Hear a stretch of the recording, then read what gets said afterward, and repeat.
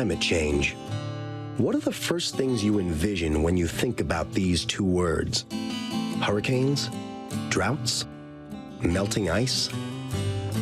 For years, we've heard so much about changes in climate and have reported on extreme weather, but something has been missing.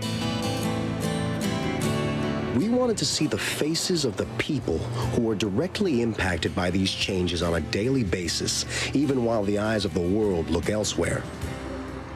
So we decided to go to the edge of the world, to the last frontier, Alaska.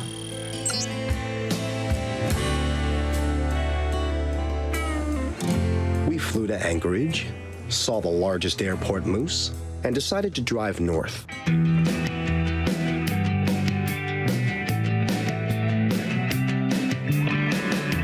We saw caribou in the snow, in the middle of, well, nowhere. And more snow.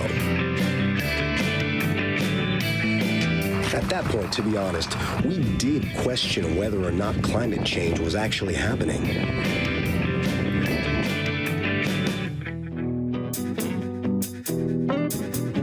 So we drove some more, to Fairbanks.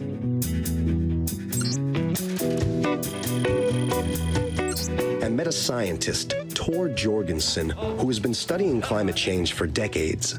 Here in Alaska, we see these changes, and they are important global harbingers of changes to happen. Temperatures are warming here faster than in any other place on the globe.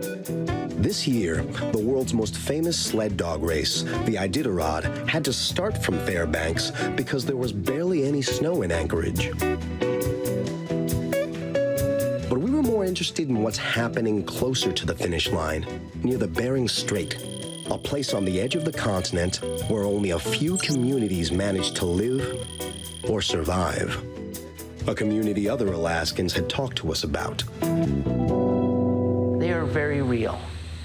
They live on the edge of what most Americans would think is even inhabitable. They've lived there for thousands of years. And, well, yes, Nome does feel like the edge of the world. And besides waiting for the race to arrive, or flying a kite, daily life as you see can be really enthralling. But the people here may be experiencing first what millions of people across the world will in the coming days, months, and years. Drastic temperature changes, melting ice, rising sea levels. My concern is not only for the communities in Alaska who are deeply connected to the places where they live, but for the millions of people all over the world who are going to be affected by the exact same issue, and we're completely unprepared. Both nature and man has a hard time adapting to these changes when they happen very rapidly.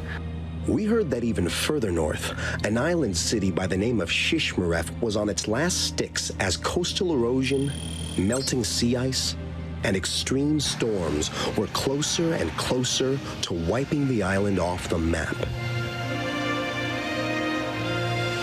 We wanted to meet the few families living in Shishmaref to see how their changing climate was affecting their way of life, and spend days with them to try to understand how they live 40 degrees below zero in the winter, and with the risk of seeing their homes fall into the sea every summer.